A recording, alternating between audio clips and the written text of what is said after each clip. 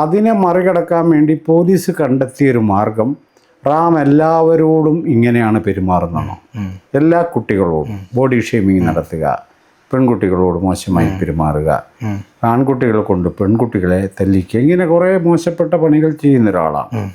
അപ്പോൾ ഇയാൾ ജനറലി ഇങ്ങനെയാണ്. അതുകൊണ്ട് ഇതൊരു കാസ്റ്റീസ്റ്റ് സംഭവമല്ല. നിസ്സാരവൽക്കരിക്കുകയാണ്, ജനറലൈസ് ചെയ്ത് ഇത് കാസ്റ്റീസ്റ്റ് അല്ലാന്ന് സ്ഥാപിച്ചിരിക്കുന്ന പണിയിലാണ് പോലീസ് ഏർപ്പെട്ടത്.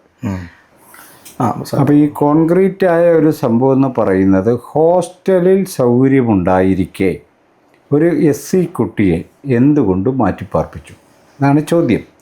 ഇതിന് സമാധാനം പറയാൻ വാർഡനും ഹോസ്റ്റലിലെ ചുമതലയുള്ള അധ്യാപകനും ഉത്തരവാദിത്തമുണ്ട്. 100%. പ്രഥമ ദൃഷ്ടിയ അൺടച്ചബിലിറ്റി പ്രാക്ടീസ് ആയിരിക്കെ ഈ പ്രശ്നം പോലും പോലീസ് കണ്ടതായി ഭാവിക്കുന്നില്ല.